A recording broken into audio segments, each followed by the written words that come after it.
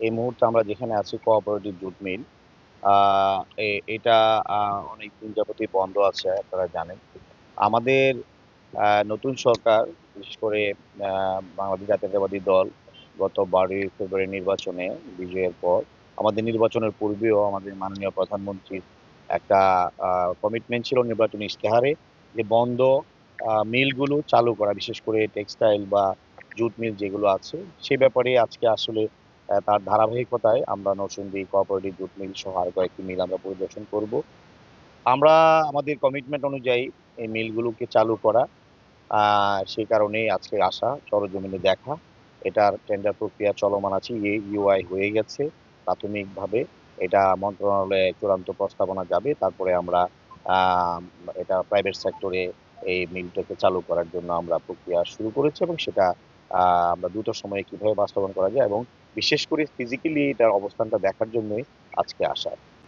আরো যেগুলো বন্ধ আছে সেগুলোও আমরা চালু করার জন্য দেশি বিদেশি আ উদ্যোক্তাদেরকে আমরা চেষ্টা করছি আ বাংলাদেশে বিনিয়োগ করার জন্য এই জায়গাগুলোকে কাজে লাগানো যাতে কর্মসংস্থান হয় এবং অর্থনীতিতেও একটা সহযোগিতা আসে এই ইন্ডাস্ট্রিগুলো চালু হলে। আমরা জানি একসময় এখানে হাজার, হাজার মানুষ কাজ করত। এই নরসিংদীর এই প্রতিষ্ঠানগুলো একটা ইন্ডাস্ট্রিয়াল বেল্ট এটা। এখানে মানুষের একটা ইমোশন জড়িত। আমরা মনে করি যে এই মিলগুলো বন্ধ হওয়ার কারণে কর্মসংস্থান অনেক কমে গেছে। এই এলাকার মানুষ কাজ করে জীবন জীবিকা নির্বাহ করত। যেহেতু আমরা জনগণের সরকার আমাদের মূল লক্ষ্যই হলো আমাদের বন্ধ মিলগুলোকে চালু করা। সেটা প্রাইভেট সেক্টরে বেসরকারি শিল্প উদ্যোক্তাদের মাধ্যমে সেটা হতে পারে জুট মিল, হতে পারে জুট গুডস, হতে পারে অন্য পরিবেশ বান্ধব যেকোনো শিল্প প্রতিষ্ঠান গড়ে তোলা।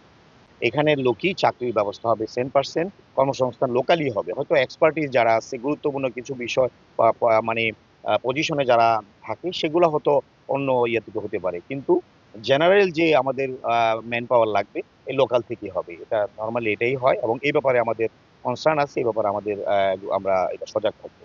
আমরা এই সোনালী আঁশের এই পাটের যে ঐতিহ্য সেটা আসলে অনেকটাই কমে গেছে এটা সত্য।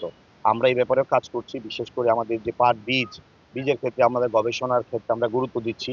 আমাদের বীজ পার্শ্ববর্তী রাষ্ট্র বিশেষ করে ইন্ডিয়া থেকে যে বীজগুলো আসে সেটা অনেক সময় আমরা শুনি যে তাদের ফলন ভালো হয়। আমরাও কিভাবে কম্পিটিটিভ ওই জায়গায় যেতে পারি এ ব্যাপারে আমাদের গবেষণা কার্যক্রম চলছে। বিজিএর এর সাথেও আমাদের কার্যক্রম চলছে। আমরা এই ফলনটাও যাতে ভালো হয়, বীজের জাত যাতে উন্নত হয় এই ব্যাপারে আমাদের সজাগ আছি।